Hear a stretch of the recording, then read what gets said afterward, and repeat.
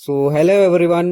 स्वागत है आप सबका एक नए वीडियो में और उम्मीद करता हूं कि आप सभी अच्छे होंगे। और आज हमारे चर्च में युवा सम्मेलन यानी रिट्रीट होने जा रहा है, तो आगे हम आपको दिखाते हैं क्या क्या होगा। जिसमें पहला क्लास हमारे फादर सेबास्टियन द्वारा दिया गया है, जिसमें महत्वपूर्ण बातों का चर्चा किया गया है। जिसमें फादर जी ने हमें पहला टॉपिक में अनुशासन, मेहनत और आलसीपन के बारे में बताया है। हमको क्या चीज मिलना चाहिए? आनंद जीवन, है ना। हमारा हर काम, हर कार्यक्रम, सब कुछ, हमारा लक्ष्य कहाँ है? लक्ष्य क्या है? आनंद जीवन, आनंद जीवन। तो हमेशा इस बात को याद रखना है। युवा साथियों में आप लोगों से यही प्रार्थना करता हूँ, हमारा लक्ष्य, उस नवयुवक ने सब कुछ प्राप्त किया। वह बहुत बड़ा नहीं था, लेकिन वो स्वर्गराज में गया नहीं गया ना। इसलिए कहते हैं धनियों को स्वर्गराज में प्रवेश करना कठिन है।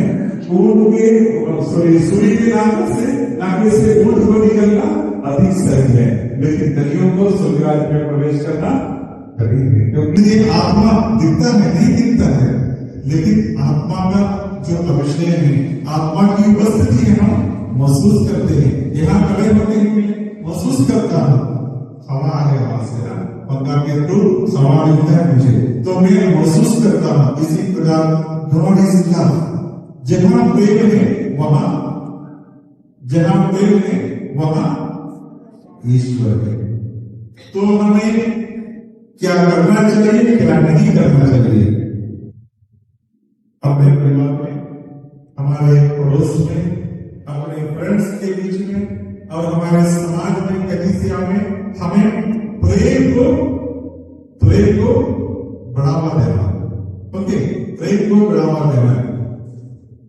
आपका हृदय हो गया, आपका कार्य, वट एवर यू डू, है ना, जिसको लोग करते हैं, आपकी जो कार्य करते हैं उसमें क्या उत्तर होना चाहिए? जस्टिस। जो कार्य करते हैं उसमें नीति होना चाहिए, है ना। जहां नीति पूर्ण रूप से नहीं देता है, इनजस्टिस होता है, तो वहां क्या होगा? अशांति होगा, लड़ाई झगड़ा होगा, भेदभाव होगा ना, बहुत सारी चीजें होते हैं। तो ये 3-4 शब्दों को आप लोग सही मायने से इसको समझने की प्रयास करें। God is love, there is only one God. उसको हमको एनी टाइम हमारे ब्लड में रहना चाहिए। Jesus is our saviour and we are the children of God. ठीक है, हम लोग धनी युवक के बारे में बताया, धनी युवक के बारे में समझा ना। युवक धनी था। ओके, हम लोग सब धन एकत्र करना चाहते हैं ना, इसलिए तो काम करते हैं ना। हम लोग बोलेंगे, क्या बोलेंगे? साधारण भाषा में क्या बोलते हैं? फादर जी, हम अपने पेट के लिए, है ना, पेट के लिए जीने वाले, पेट के लिए मेहनत करने वाले, अपने पेट पालने के लिए हम नौकरी करते हैं, काम करते हैं। ठीक है। हाँ, एक लालच व्यक्ति, लालच जल्दी पैसा कमाना है, वो जल्दी धनी बनना है, वो कुछ भी काम करेगा, है ना। डकैती करेगा, अपना ड्रग्स का जो व्यापार करेगा, है कि नहीं, गलत तरीके से पैसा कमाने के लिए गड़बड़ी करेगा, या तो ताश खेलने जाएगा, है ना, जल्दी पैसा कमाना है, लॉटरी के थ्रू पैसा कमाने के लिए जाएगा, या तो क्या बोलना चाहिए, बहुत सारे तरीका है आज के समय में ना। रात में लकड़ी काट कर चोरी करके बेचना, बहुत सारे काम। तो बहुत सारे जो 2 नंबर का काम करते हैं, तो जल्दी पैसा धनी बनने की कोशिश करते हैं। आप सोच लीजिए, आप अपने जीवन में जो व्यक्ति लालच करता है धन के ऊपर, वो एक दिन हाँ एकदम आप पुलिस पकड़ के आपको अंदर डाल देगा, या तो आपका पैसा खत्म हो जाएगा, जल्दी पैसा कमाने के चक्कर में ताश खेलने जाएगा, आप एकदम गंगा वाला हो जाएगा। ठीक है, तो जो व्यक्ति जल्दी हैं वो अपने जीवन में सफल नहीं होंगे। तो हमारे जीवन से इस आलस्यपन को हमको दूर करना है, हमको हार्डवर्क करना पड़ेगा, मेहनत करना पड़ेगा। ऐसा कोई सिस्टम नहीं है एक बटन डालो तो हम तुरंत बड़ी बनता है, ऐसा कोई बटन है तो फिर कौन मेहनत करेगा। देखिए प्यारे मित्रों, मैं आप लोगों से कहता हूं हमारे जीवन में कभी हम समय का बर्बाद नहीं करना, कुछ ना कुछ करते रहिए, कुछ ना कुछ नया चीज आप खोजते रहिए, जैसे कि न्यू बुक्स आपको पढ़िए, कुछ कार्य किए, कुछ रिसर्च करते रहिए। ऐसा नहीं कि बड़ा रिसर्च जैसे नहीं करें, लेकिन हमारे जीवन में आलस्यपन को दूर करना है। आलसी होकर आनंद ढूंढते रहता है ना। Looking at a person I can say that आलस्यपन कहां होता है, इधर बिठा के रखना है, उधर क्या कर रहा है, उधर बैठ गया और उधर धक्का दिया तो वहां जाकर हम लोग क्या बोलते हैं, काम लेता है, सेल्फ स्टार्ट नहीं होता, सेल्फ स्टार्ट का सिस्टम ही खराब हो गया है। ऐसा तकापले प्रवृत्ति आपके लाइफ में आप बिल्कुल आप जीरो बन जाएंगे, फेलियर बन जाएंगे। सेकंड टॉपिक है फादर जी का भोग विलास, नशा और व्यभिचार। भोग विलास का प्रेमी दरिद्र बनेगा। भोग विलास का प्रेमी, भोग विलास का प्रेमी मतलब क्या है? हाँ, इधर जाके बिरयानी खाना, उधर जाके चिकन कबाब खाना, इधर जाके वो दारू पीना, उधर जाके मतलब खाओ पियो मौज करो, खाओ पियो मौज करो, सबके सामने में हाँ वो ये हो करके दिखावा देते हैं। अभी बच्चा है लेकिन वो एकदम पल्सर लेकर घूमता है और बुलेट लेकर सबके सामने दावत उड़ाता है, मेरे पास फलाना गाड़ी है, वो जाके क्या करेगा? जब तुमको गाड़ी का शौकीन है तो खुद कमा के खरीदो ना, तब तुमको पता चलेगा कि गाड़ी की कीमत क्या हो सकता है।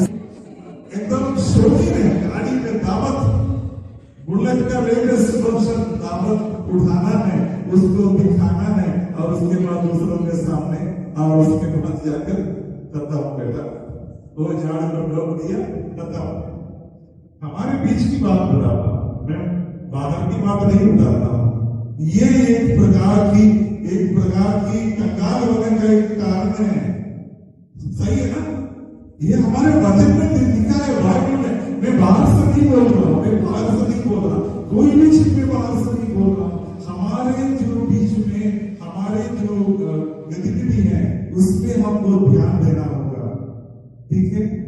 देखिए भोग विलास कुछ श्रुति ग्रंथ 38:19, जो अपनी भूमि जोतता उससे रोटी की कमी नहीं होगी, जो व्यर्थ के कामों में लगा रहता वह दरिद्रता का शिकार बनेगा। जो व्यक्ति बेकार काम में लगे रहते हैं, बेकार काम में लगे रहते हैं, जो मेहनती व्यक्ति है वो आगे बढ़ेगा, लेकिन जो व्यक्ति बेकार के काम में लगे रहेंगे, बेकार के काम में लगे रहेंगे मतलब क्या है? हाँ, कोई भी आपका दोस्त होता है, आप के साथ रहेंगे, देख रहे आप दोस्त चल जाएंगे पिकनिक उधर घूमेंगे, और दूसरा काम बेकार के काम मोबाइल में लिखते रहते हैं। एक दिन हमेशा कितना समय हम रील्स देखते हुए अपना लाइफ में कितना समय बर्बाद करते हैं। आप अपने आप को बढ़ कर देखिए, बेकार के कामों में हम समय बर्बाद करते हैं, वो कंगाल हो जाएगा। 23:21, क्योंकि शराबी और पेटू दरिद्र हो जाते हैं, उनीला पर उन्हें चितेरे पहनाता है। बार बार होता है जो दारू पीने वाले मैं अपने जो इस माहौल समाज में मैंने देखा कि बहुत सारे लोग एक से नहीं, एक से एक, क्योंकि मैं 25 साल पहले भी आप लोगों को अपने परिवार को मैं देखता हूँ। 25 साल के बाद भी आपकी स्थिति और अभी का स्थिति लगभग वही है क्या मुझसे थोड़ा खराब अभी नहीं है। उस समय आपके पिताजी ने जो घर बनाया था आज भी उसकी बिजौली में रहते हैं। अरे भाई 25-26 साल हो गया, तुम्हारा क्या हालत है? इसका मुख्य कारण नहीं है ये जो बनाया, ऊपर जो बनाया हुआ ये बिल्कुल। यदि तुम नहीं पिए रहते, नहीं पीने वाले रहते, है ना, मदिरा पर अच्छी बात नहीं है, क्योंकि कोई जरूरी नहीं है हमारे जीवन के लिए, हमारे शरीर के लिए कोई जरूरी चीज नहीं है मदिरा पर, है ना, दारू पीना। और कोई भी एक लड़की से पूछ ले तुम कौन सा लड़का या किस प्रकार का लड़का से शादी करना चाहते, सबसे पहले दारू नहीं पीने वाले लड़का। The first one, the first choice is that a person who don't drink. I don't want to get married to a drunkard. देखिए, सबसे पहला। और दूसरी तरफ से देखा जाए तो हमारे जीवन में, हमारे लाइफ के लिए दारू एक या नशा एक इम्पोर्टेंट चीज नहीं है। इसलिए मैंने जो सबसे पहले बताया, बुद्धि, हृदय और हमारे काय और गौर, यानी ये चार जो बिंदु है उसके ऊपर, इसलिए सबसे पहले आप लोगों को अवगत कराया हमारे जीवन में क्या है। ये नशा का चीज कोई जरूरी चीज नहीं है। अब हम फादर जी को धन्यवाद देते हैं उनके बहुत ही महत्वपूर्ण विषय पे चर्चा करने के लिए, जो कि हमारे लाइफ से रिलेटेड था, उनका मोटिवेशन स्पीच देना। और इसके बाद अभी एक्शन सॉन्ग होगा, उसके बाद हमारा सेकंड क्लास प्रकाश सर द्वारा लिया जाएगा।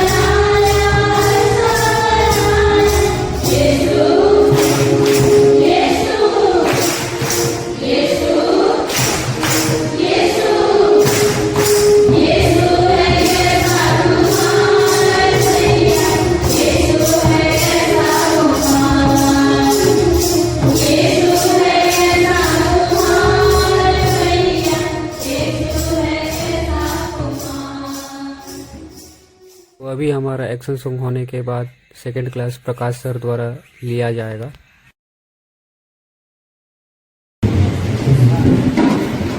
मैं कुछ नोट्स लेके आया हूँ।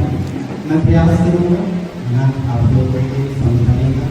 मैं भी उतना अनुभव नहीं हूँ ना, पढ़ता हूँ, सीखता हूँ, सुनता हूँ और विश्वविद्यालय में आके जो वचन है उसको ग्रहण करके उसके अनुसार चलने का प्रयास करता हूँ। वही चीज़ों को मैं आप लोगों को बताने का प्रयास करूँगा। कृपया आप लोग ध्यान से सुनना और उसका अनुसरण करके पालन भी करना है ना। हालांकि बोले तो ईमानदारी के साथ है ना, वचन को सुनता और उसके अनुसार आचरण करता चलता है, उसके जीवन में उन्नति हो, प्रगति हो, है ना। तो हम प्रयास करेंगे। तो सबसे पहले हम शुरुआत करते हैं एफेसियों के नाम से पौलुस का पत्र अध्याय 6:10। किसी को मिला है तो पूरा पढ़ेंगे, पढ़ने का है आपको 18। अंत में यह आप लोग प्रभु से और उसके अपार सामर्थ्य से बल ग्रहण करें। आप ईश्वर के अस्त्र शस्त्र धारण करें, जिससे आप शैतान की क्रोधता का सामना करने में समर्थ हो। क्योंकि हमें मिले मनुष्यों से नहीं, बल्कि इस अंधकारमय संसार के अधिपतियों, अधिकारियों तथा शासकों और आकाश की दुष्ट आत्माओं से संघर्ष करना पड़ता है। इसलिए आप ईश्वर के अस्त्र शस्त्र धारण करें, जिससे आप दिन में शत्रु का सामना करने में समर्थ हो और अंत तक अपना कर्तव्य पूरा कर विजय प्राप्त करें। आप सत्य का कमरबंद कसकर, धार्मिकता का कवच धारण कर और शांति सुसमाचार के उत्साह के जूते पहनकर खड़े हो। अपने जीवन को ईमानदारी, अनुशासन और सत्य का जीवन जीने में कमजोर है, शिथिल है, वो व्यक्ति क्या है? अभिशप्त है ना, अभिशप्त। वो प्रभु के कार्य में उत्साह है। इसीलिए प्रकाशना ग्रंथ में भी लिखा है, ऐसे व्यक्ति जो पूर्ण स्वभाव का है वो भी ईश्वर के राज्य में प्रवेश नहीं करेगा। इसके लिए कोई जगह नहीं है। इसलिए हम सभी को उत्साह के जूते पहनकर हमेशा चर्च के प्रति है ना, और संडे जो भी है प्रार्थना है, आप लोग युवाओं के जो भी काम किया गया है, चर्च के प्रति आप लोग उत्साह रहना। और अगला है अर्थशास्त्र के बारे में बताता है, विश्वास की ढाल है ना। विश्वास की ढाल के बारे में बताया गया है, आप उसे दुष्ट के सब अग्नि में बाण जा सकेंगे। पहले रोमन सिपाही एक हाथ में, दायां हाथ में तलवार और बायां हाथ में ढाल लेते, ताकि उधर से जो तलवार चलाते थे उस तलवार से बचने के लिए, तलवार से अपने आप को तलवार से बचाने के लिए ये बायां हाथ में जो ढाल होता था उससे अपने को बचा के रखना है। तो हम विशेष रूप से यहाँ बायां हाथ में वो ढाल, मतलब हमेशा हम पाप से बचने के लिए, पाप से का विभिन्न प्रकार के हमारे साथ संस्कार दिए हैं, उस संस्कारों को ग्रहण करते हुए हम अग्नि में बाण हम बुझा सकेंगे। और अगला लिखता है मुक्ति का टोप। हमारा मुक्तिदाता ईसा मसीह है ना, उसी सबसे पहले मुक्ति का टोप पहन लेना, धारण करना है। हमारे परिवार में सबसे पहला शीर्ष ईसा मसीह होना है, उसी के द्वारा ही हमको मुक्ति मिलती है। इसलिए यहाँ मुक्ति का टोप, मतलब फादर जी ने कहा नए गाड़ी सब खरीद के युवा वर्ग स्पीड से चलाते हैं, लेकिन हम हेलमेट नहीं पहनते हैं तो एक्सीडेंट होके मर जाते हैं। बहुत सारे युवा हेलमेट ना पहनने के कारण उनकी मृत्यु हो जाती है। तो यहाँ पर हमारा मुक्ति का टोप ईसा मसीह। तो हमारे परिवार में सबसे पहला स्थान परिवार में सबसे प्रथम स्थान ईसा मसीह को देना है। वही हमारा मुक्ति का रूप है जिससे हम स्वर्गराज में प्रवेश कर पाते हैं। आत्मा की तलवार, आत्मा की तलवार अर्थात ईश्वर का वचन।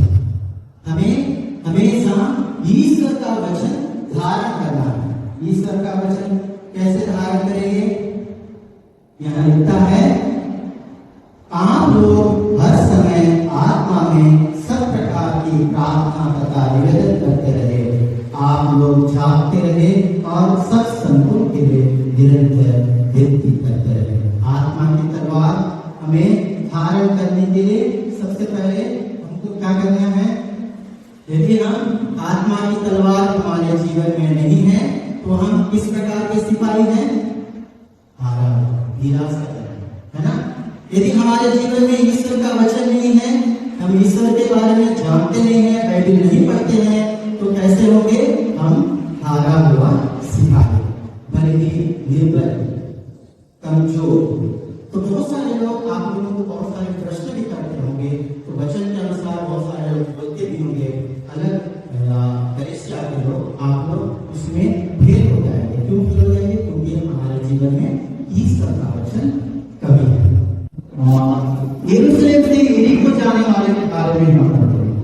यरूशलेम से यरीको जाने वाले में भी हम पढ़े हुए, तो वहां पर एक शब्द आया है ना। उसका मरण पट्टी सब होने के बाद उसको सराय लेके गया। समारी व्यक्ति उसको कहाँ लेके गया? सराय लेके गया। सराय का मतलब अस्पताल है ना, अस्पताल के बारे में बोलता है। उसके बाद आगे लिखता है, उसे मरण पट्टी सब करने के बाद 2 दिनार देकर गया। जब मैं दोबारा आऊंगा, जो कुछ होगा है ना, और कुछ खर्च लगेगा उसमें छोड़ा दूंगा या आपको लौटा दूंगा। तो जाते जाते उस घायल व्यक्ति को कहाँ लेके गया? सराय।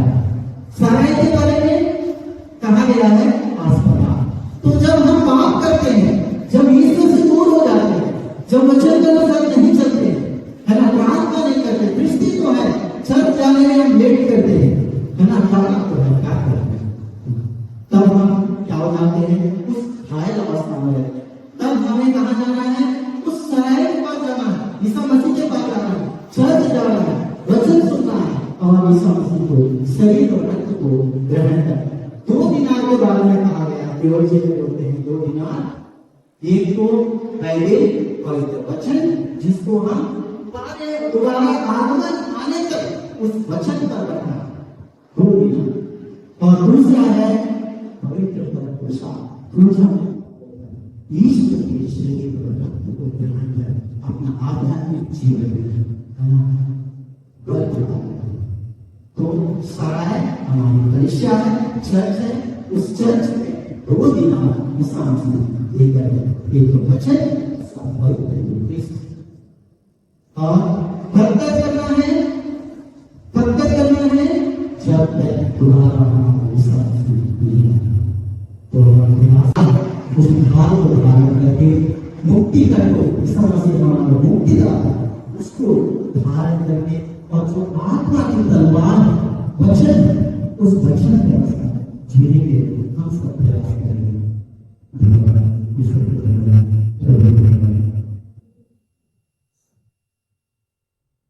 हम यहाँ पे प्रकाश सर को धन्यवाद देते हैं कि वे अपना सुंदर वचन प्रकट किए। और इसी के साथ आज का हमारा दोनों क्लास समाप्त होता है। इसके बाद अभी मिस्सा बलिदान चढ़ाएंगे, फिर हम खाना खाने के लिए जाएंगे।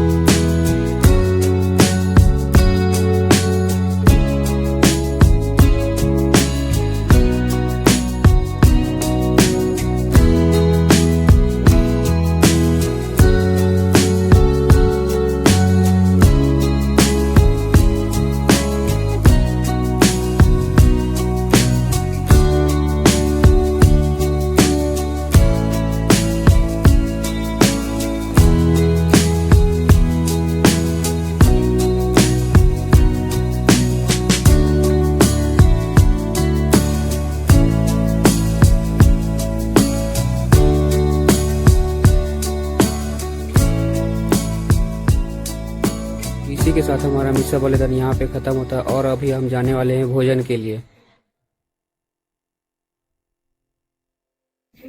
हेलो गाइस, तो हम लोग आ गए हैं अभी भोजन में। बिरयानी बना हुआ है, देखते हैं क्या क्या है। सबसे पहले ये हमारा प्याज और ये तरी है और ये बिरयानी है बिरयानी तैयार हुआ है और इसमें ये है रायता। रायता और ये चटनी।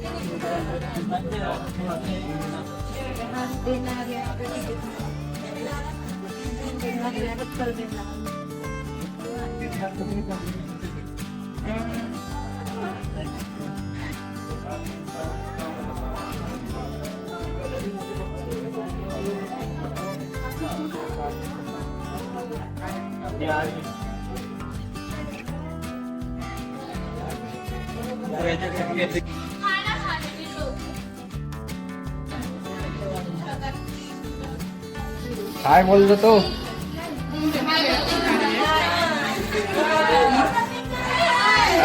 इधर भी है, आधे लोग इधर है जिनको जगह नहीं मिला है, लेकिन काफी संघर्ष हो रहा है खाने के लिए।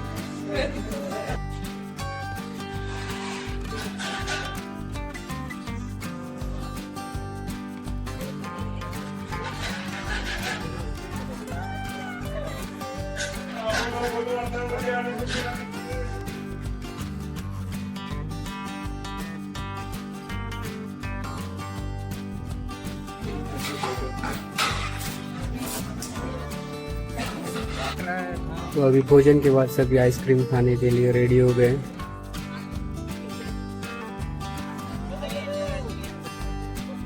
लोग आए थे रेस्टोरेंट के नाम से, इनको बहुत ज्यादा भूख लगा और मम्मी देखो अभी बांटते हुए या दान देते हुए गरीबों की संख्या बढ़ रही है।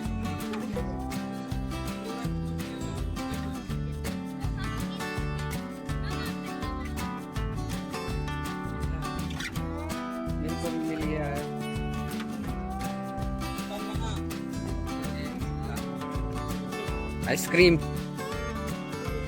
आइसक्रीम खा रहे हैं इधर, डब्बा लेके। आधे लोग इधर हैं।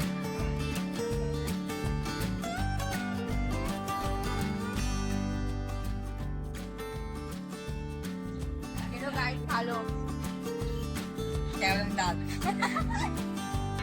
मजा आ रहा है मतलब। हंसना है क्या?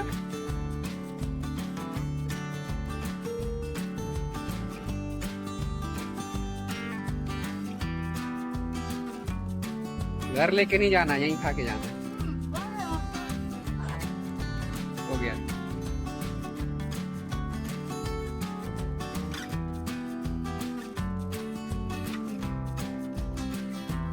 तो यहाँ सभी आइसक्रीम खाने के बाद काफ़ी खुश हैं और हम इस कार्यक्रम को यहीं समाप्त करते हैं और सभी यूथ को भी धन्यवाद देते हैं और फादर सेबास्टियन एवं सिस्टर आंसी को भी धन्यवाद देते हैं जिन्होंने यह प्रोग्राम ऑर्गेनाइज़ किया। और तब तक के लिए हम मिलते हैं अगले किसी नए वीडियो में। धन्यवाद।